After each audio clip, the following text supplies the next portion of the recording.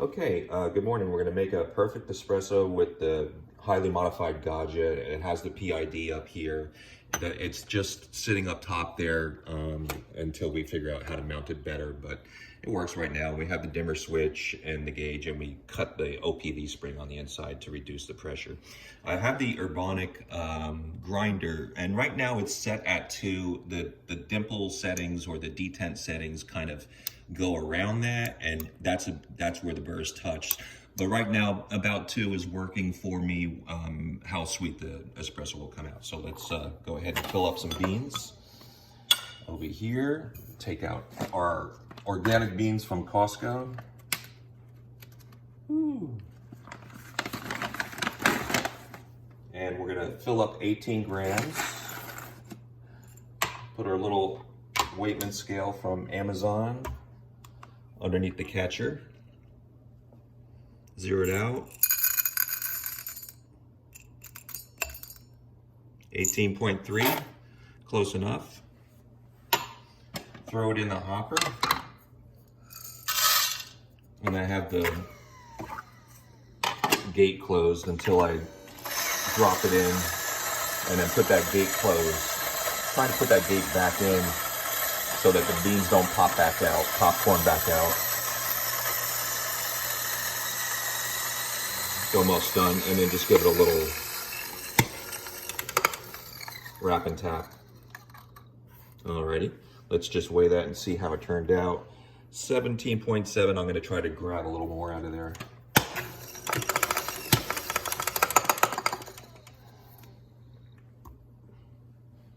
And 17.9, very good. So what we'll do is we'll roll this a little bit. It's never too late to do the right thing, which is close your coffee right away.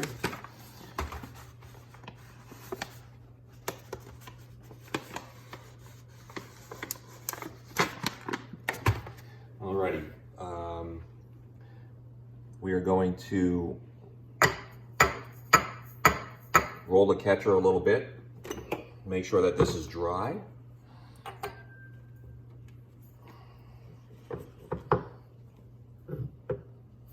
Dump these in, and I have a tamper leveler, no name, from Amazon, and the tamper side, or the leveler side, is set to 6 millimeters deep, and then the tamper side is 10 millimeters deep. So you just put it on there lightly and start turning, and turn it a lot, and then push it down once.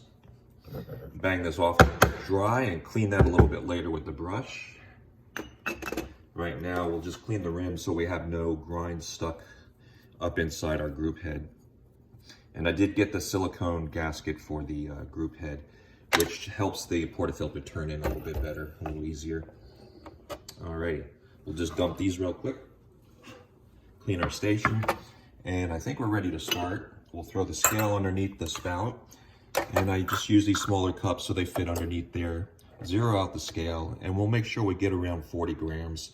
And we're gonna focus on the dimmer switch because we'll have that turned up initially, but we'll turn it down right away, cut down the flow, and then wait for it to drip out a little bit. Just go about 3 to 5 to 10 seconds, whatever you want, and then start increasing. You'll notice the gauge now, if you wanna focus on that. And I wanna try to get, it just started pouring out, so I'm gonna turn it up. I'm not getting a lot of pressure, but I get really good taste there, and that's about enough.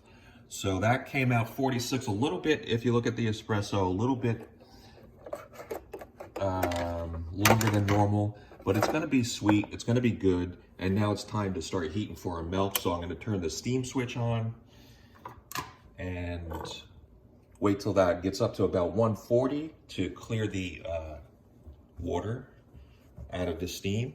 I'm only gonna use about 50 milliliters of milk, and even that'll be more than I need. So just gonna get that ready to catch some steam. I'm gonna grab the milk over here. Get about 50 milliliters in here to make like a 1-to-1 milk to espresso ratio. And that's about all I need on this machine. So the small boiler, I think I get 99 milliliters in the boiler, and that works out. So we just hit 140, so I'm gonna blast the steam out of there.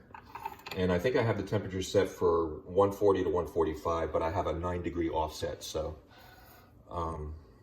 That's enough. So this, we're just gonna tilt it in a little bit. Turn it on. Feel the temperature, and it's already heating up. I don't use a lot. It gets done pretty quick. That'll be warm enough for the Cortado. Just wipe this off right away. Turn that steam knob off right away, that steam setting. And then we'll just drop this in a little high. It stirs up what's in there. And I'm left with the thick bitters and fines on top. And some people love that. And some mornings I like it. And sometimes I like to scrape it off to make it a little bit sweeter. But we'll go ahead and set this up here. Get a look at that. And that's how we make a perfect Cortado with a highly modified Gaggia Classic Pro. But I do think that the dimmer and the OPV are the most important mods. And you can do this as well with just the dimmer and the OPV setting.